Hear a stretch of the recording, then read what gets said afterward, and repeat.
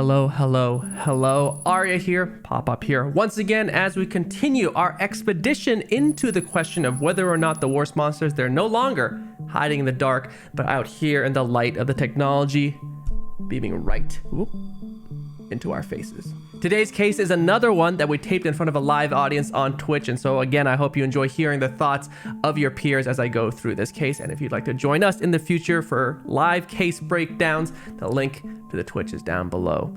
Until then though, let's begin.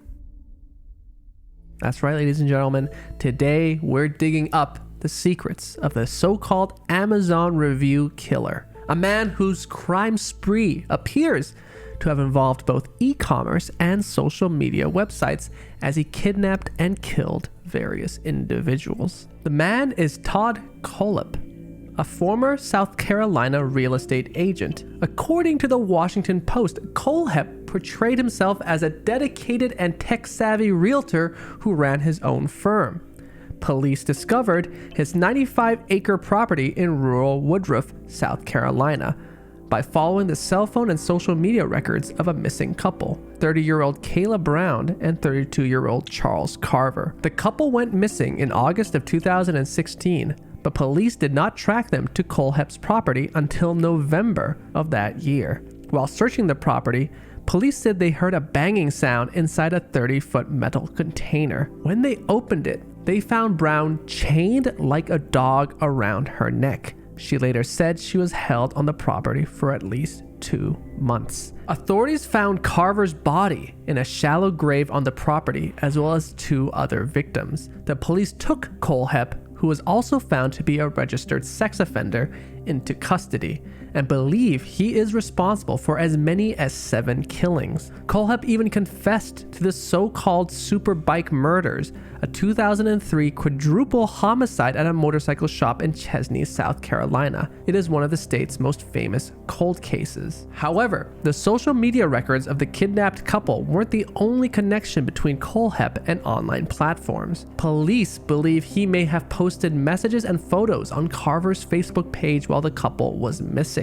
According to authorities, the month before they found Brown and Carver on Kohlhepp's property, there was a strange uptick in posts on Carver's page, around 50 new messages, actually, including one suggestion that Carver and Brown had gotten married. Spartanburg County Sheriff Chuck Wright said Kohlhepp could have been posting the mysterious Facebook messages to try to get people off his trail. Now, that's definitely a tactic we've seen used many a time before, right? By serial killers, kidnappers. And someone says it would be really difficult to try and replicate how someone writes. Absolutely. You have handwriting experts when it comes to letters.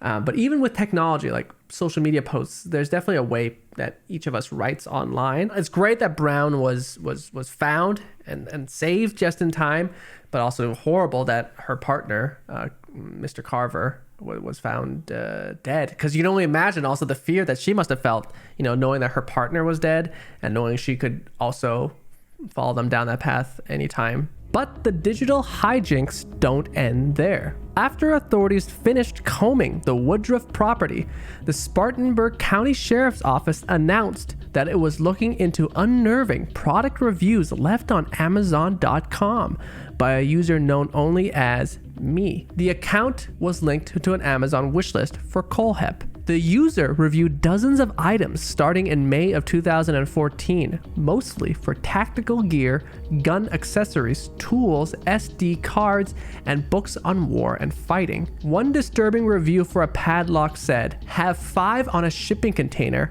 won't stop them, but sure will slow them down till they are too old to care."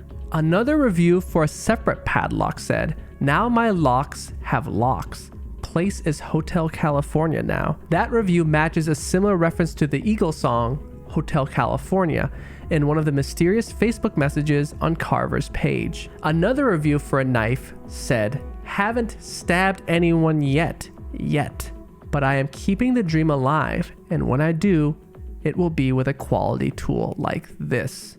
When we talk about Amazon mods, like if they had seen this, that's the type of thing you would really hope they would catch. But here's me, you see, also brings us a good point. We all have the hindsight to know, but before he was caught, you might think it's a joke.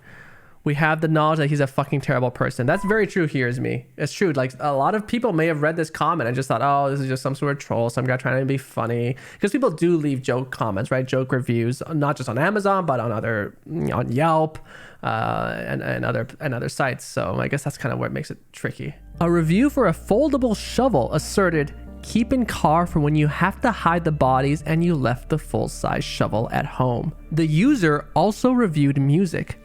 A write-up for an album by the metal band Godsmack stated, pisses off the neighbors, works well at family get-togethers or company meetings where agents are crying like a little bitch. This appears to be a reference to Kohlhepp working with other real estate agents. According to authorities, about half of the user's reviews were left between May and October of 2014, around when Kohlhepp acquired the Woodruff property. The user's final batch of reviews were for tactical gear. They were left in August 2016, about a week before Brown and Carver were reported missing. In May of 2016, Kohlhepp pleaded guilty to 7 counts of murder, 2 counts of kidnapping, and 1 count of criminal sexual assault as part of a plea bargain to avoid capital punishment. Instead, he was sentenced to 7 consecutive life sentences without the possibility of parole. Although his defense team said at his sentencing that there are no other victims to be found,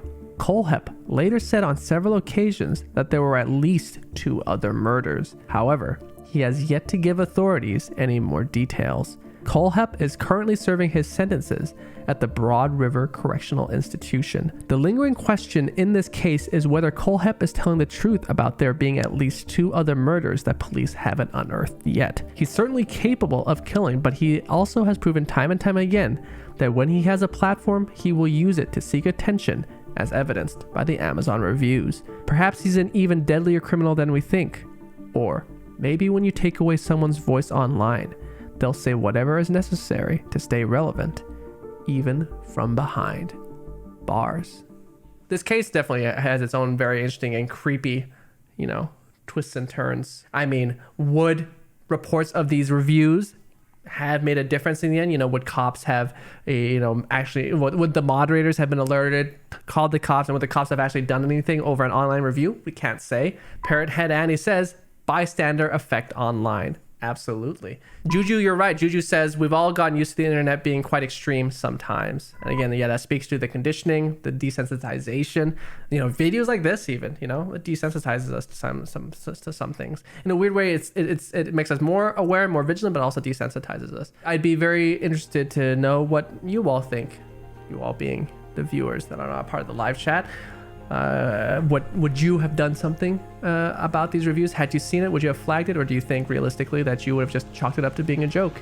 Either way, as always, I thank you, watchers on YouTube. I thank you, Twitch live chat, for being with me, holding my hand as we cover another not so fun case. And as always, if you have a case you'd like me to cover in a future video, slide into Pop-Up's DMs, and maybe the next time you hear a case on a video, on a stream, it'll be one that you suggested. Either way, until then, stay safe online.